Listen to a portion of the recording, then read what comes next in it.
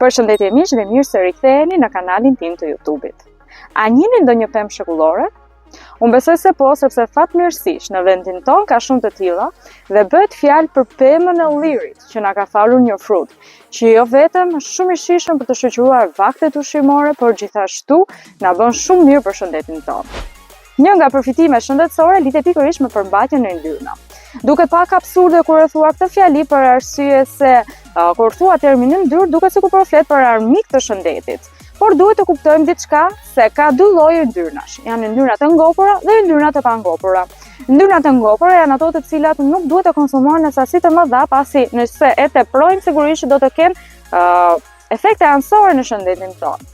Ndërsa yndyrnat e pangopura janë ato yndyrna që konsiderohen të shëndetshme për arsye se do të ulin nivelin e kolesterolit të keq në gjak dhe do të rrisin nivelin e kolesterolit të mirë, duke parandaluar kështu sëmundje kardiovaskulare dhe një sër sëmundjesh zemre. Një përfitim tjetër që do të kemi përmes konsumimit të ullinjve ka të bëjë me marrjen e fibrave ushqimore. Në 100 gram ullin marrim rreth 16% të sasisë së fibrave që duhet të konsumojmë çdo ditë. Ideja është që fibrat janë disa lloje sheqernash që trupi nuk është i afshët i tres, por që nga ana tjetër do të ndihmojnë shumë procesin e metabolizmit, për atë të tretjes së ushqimeve. Përfitimet e tjera të ullinjve përfshin pikërisht ato që vijnë nga mikroelementët, janë vitaminat dhe mineralet. Një vitaminë e rëndësishme është vitamina E cila vepron si një antioksidant i fuqishëm, çka do të thotë do të luftojë proceset oksidative të radikaleve të lira duke parandaluar në këtë mënyrë një sër kancerash, sëmundje neurodegenerative, siç është sëmundja e Parkinsonit, Alzheimerit, demencat dhe duke na bërë që të dukemi më bukur për arsye se do të ngadalsoj procesin e plakjes. Përfitimet e ngjashme do të ketë edhe një pigment natyral që gjendet tek ullinji që është quercetina.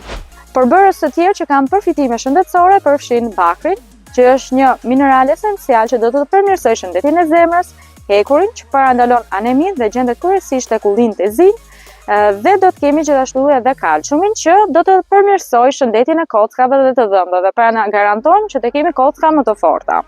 Përsa ullin duhet të konsumojmë çdo ditë, rekomandohet që diku te 80 deri në 100 gram në ditë, që do thotë diku tek 20 kokra ullin në ditë, që do të na sigurojnë 120 deri në 160 kalori. Dhe kjo ishte videoja për sot, shpresoj t'ju ketë pëlqyer dhe nëse është kështu mund ta bëni like dhe ta ndani atë me miqtë tuaj në share. Gjithashtu ju ftoj që të bëni subscribe tek abonohu pra në kanalin tim në mënyrë që të mos humbisni asnjë video. Bashkë do të shihemi në videot e radhës dhe deri atëherë ju uroj të gjithë shëndet.